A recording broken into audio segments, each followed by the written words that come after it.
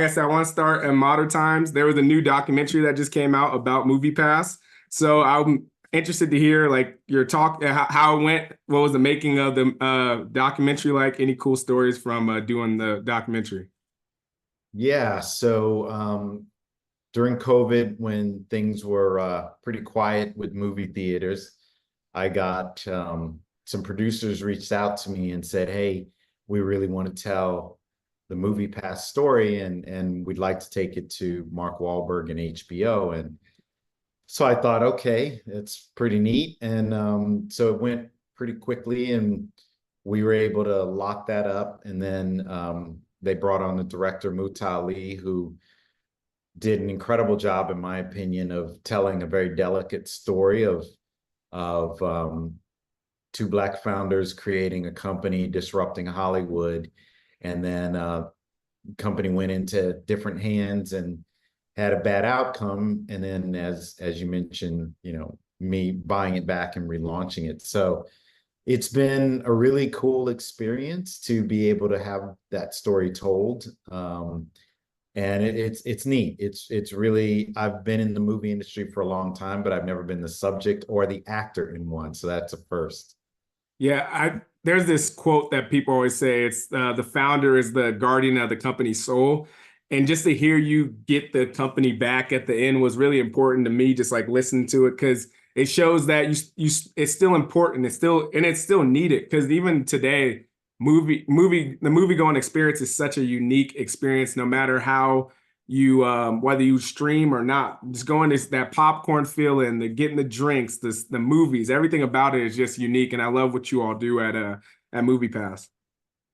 Thank you, man. Yeah, a lot of people don't know that, movie going is the number one out of home entertainment activity in the world. And it is more people go to the movies than on a single film in 4 days than all people who go and attend all NFL games in an entire season.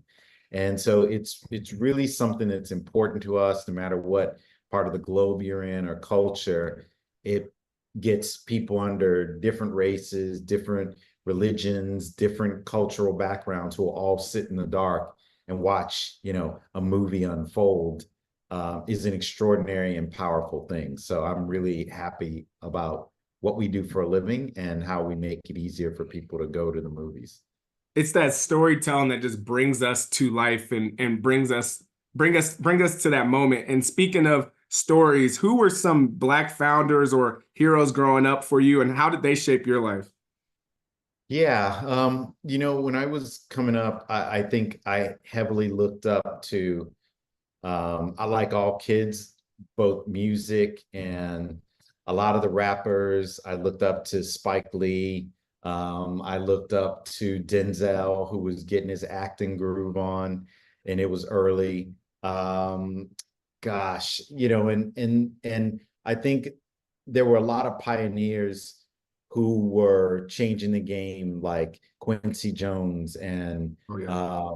when you looked at the publishing magnates like Johnson and Johnson Publishing and the Johnson family, and who created, Ebony and Jet and all of those back then, those were kind of our heroes. And a lot of the TV shows that we had, whether it was Good Times or the Jeffersons or so many shows that were like showing you the possibility of what life could be like, that all of that had a growing impact on me. And then you started seeing people like Oprah, and you started seeing, Michael Jordan, and you started seeing Mike Tyson, and people who were tops of fields just rocking it. And that really was inspiring to me. And then Rockefeller came on the scene, and you see Jay-Z grow, and you don't see this artist that blips and goes. You see people who built entire industries around them. And that really was what was powerful to me.